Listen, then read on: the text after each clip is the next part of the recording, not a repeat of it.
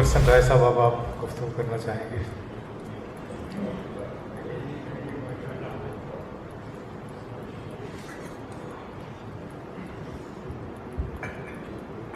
Doctor Najiba साहिबा, आपका तो बहुत बहुत शुक्रिया कि आपने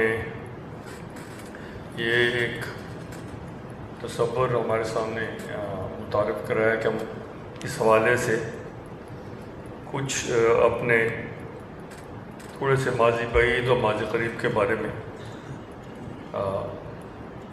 कुछ समझने और सोचने की कुछ कोशिश कर सकें। तो आपके एक मेहमान अभी अभी आगे पीछे बैठे, अगर आप कहें तो मैं उनसे कहूँ कि ज़रा आगे आ जाएं। डॉक्टर राहुल फारिक साहब आ जाएं प्लीज़।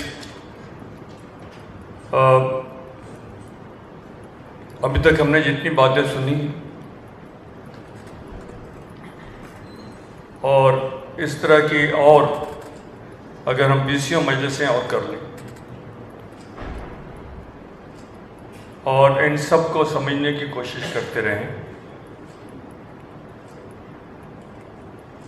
कि हमारे माजी में क्या क्या मसाइल थे और उन ज़मानों में कैसा कैसा अदब पैदा हुआ, और उसको सामने रख के हम एक उसकी मैपिंग कर लें और फिर हम दुनिया के उस अदब को पढ़ें जिसे हम बड़े में शुमार करते हैं और एक मैपिंग उसकी कर लें,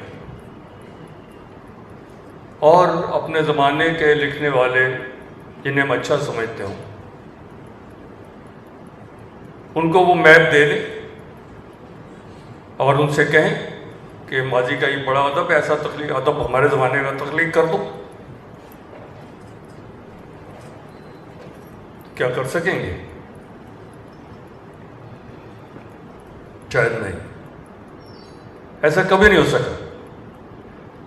जब से इंसान ने अदब तख्लीक करना शुरू किया है, वो अपने माजी के जो आइडियाज़ जो पड़े होते हैं उनको सामने रखता है और उस जैसा तख्लीक करने की कोशिश करता है, लेकिन नहीं हो पाता। उसके ज़माने का बड़ा तब तख्लीक होता है जब वो उस बड़े को फरामोश करता है, जब उस वक्त को फरामोश करता है और अपने ज़माने में दाखिल होता है, अपनी आज़ादी को इस्तेमाल करता है, अपनी नाफरमानी की क़ुव्वत को इस्तेमाल करता है। जो ज़माना ये नहीं करता वो हमें कुछ भी नहीं देता, याद रखा जाता है, तज़किये किए जाते हैं, किए जाते रहेंगे। हमारे ज़माने का भी तज़किया होगा।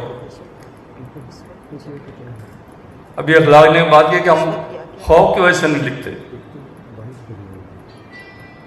लिखते हैं, छपवाने की हिम्मत नहीं कर पाते। अभी काशिफ ने जिक्र किया था, मैं 95 से मैंने एक नावल लिखा हुआ है और उसे ठीक करता रहता हूँ। हर दफ़ा सोचता हूँ कि इस साल तो छपवा ही दूँगा, फिर लगता है कि नहीं, अभी मैं इसके नताइज को बर्दाश्त करने की हिम्मत नहीं रखता।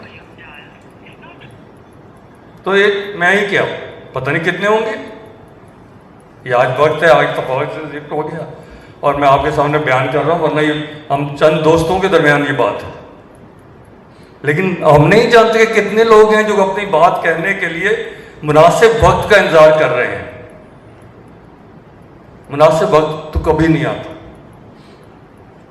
जब आपको बात करनी होती है, आप बात करते हैं, उसके अज़ाब व सवाब सहते हैं, तो उसका समर भी खाते हैं। समर कब मिलता है? कभी 100 साल बाद, कभी 10 साल बाद, कभी अपने ज़माने में भी। आपके सामने अदीब जो अपने ज़माने में बहुत सराहे गए और आज हम कोशिश करके उनका नाम याद करते हैं। तो हमें सीखने के दरवाजे खुले हैं। जैसे मैं ज़ाती तौर पर ये समझता हूँ कि वक्त और मकाम से, ज़माना मकाम से मावरा होकर ही अदब पैदा होता है। اور وہ زیادہ اہم تصور کیا جاتا ہے، جسے کسی بھی زمانے میں اور کسی بھی وقت میں رکھا جا سکے، جو کسی بھی زمانے اور کسی بھی وقت کا ہو اور کسی بھی زمانے اور کسی بھی وقت میں رکھا جا سکے، وہی بڑا ادب ہوتا ہے۔ اس لیے میں آنندی کو بہت ویلیو کرتا ہوں۔ میں آنندی کو اردو کی سب سے بڑی کہانی سمجھتا ہوں۔ میں نے وہاں برطانیہ میں اپنے دوستوں کو، دوسری زبانوں کے جو دوست میرے ساتھ کام کرتے تھے، میں نے ان کو سنائی کہ ہمارے یہاں کیا ایک کہانی ایسی ہے۔ ان کو بالکل سمجھ میں آ گئی، ان کو کوئی رکاوٹ پیدا نہیں ہوئی کہ یہ کہانی کس جگہ کی ہے، کس زمانے کی ہے، کس وقت کی ہے۔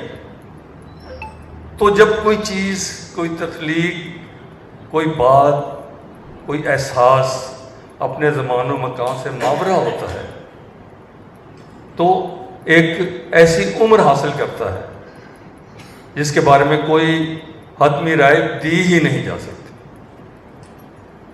تو ہم نے جتنی کوشش کی ہے، صرف اتنی کوشش کی ہے کہ ہم نے کیا کرنا ہے اور کیا نہیں کرنا، ہمارے ڈوز کیا ہونے چاہیے، ہمارے ڈونٹس کیا ہونے چاہیے۔